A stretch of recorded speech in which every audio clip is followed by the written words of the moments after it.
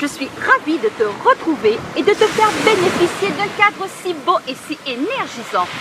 Aujourd'hui, j'ai envie de te parler du bénéfice d'être soi, d'être authentique et d'oser prendre sa place dans la société. Ce n'est pas un courage que j'ai toujours eu moi-même dans ma vie.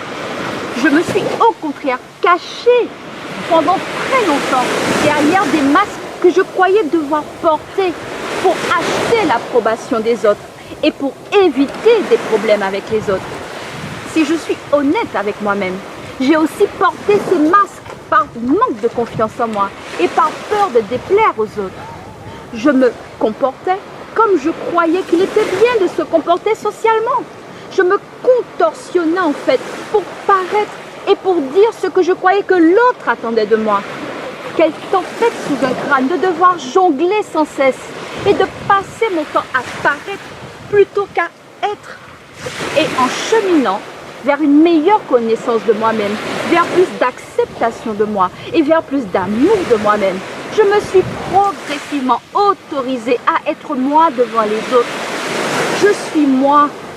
J'ose parler de moi, de mes forces et de mes faiblesses. Je ne cherche plus forcément à paraître, à tout faire pour plaire aux autres. Et j'aime vivre dans la vérité, sur moi, à mes yeux et aux yeux des autres. Et étonnamment, en osant être moi, dans l'authenticité, dans la sincérité, tout en restant dans les qualités du cœur comme la gentillesse, la bienveillance, le respect des autres, je trouve que cela me facilite beaucoup plus ma vie et ma relation avec les autres. Si j'ai peur ou si je suis mal à l'aise pour X raisons, je le dis humblement et j'ose parler de ce que je ressens. C'est tellement plus agréable de ne pas se prendre la tête pour paraître en fonction des autres. Bien sûr, il ne s'agit pas d'étaler sa vie et de manquer de discrétion. Il s'agit simplement d'accepter la vérité sur soi et de s'accorder le droit d'être soi sans crainte du regard des autres. C'est juste exister en soi et pas dans l'approbation ou dans le jugement des autres. Ça peut paraître effrayant d'être soi-même devant les autres, mais c'est tellement plus agréable que de passer son temps à jouer des rôles que l'on croit devoir jouer. Nous avons tous tellement de valeur, tellement de potentiel que nous pouvons nous accorder le droit d'être simplement nous-mêmes, sans chercher à paraître ce que l'on n'est pas. Alors apprenons à être nous-mêmes.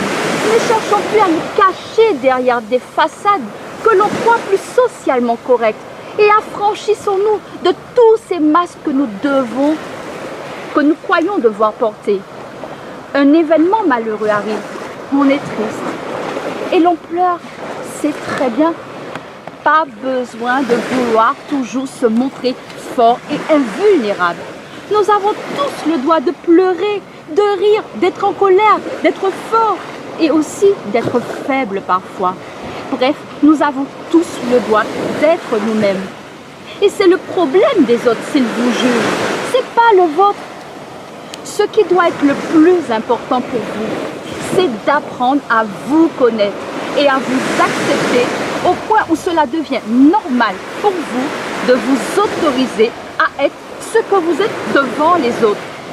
C'est même rassurant pour ceux qui vous regardent lorsque l'on est soi-même devant eux. Et on inspire davantage confiance aux autres lorsque nous marchons dans la vérité dans la vie. Alors, osons être la vraie personne si merveilleuse que nous sommes, pour notre bien déjà, tout en cheminant pour devenir une meilleure version de nous-mêmes.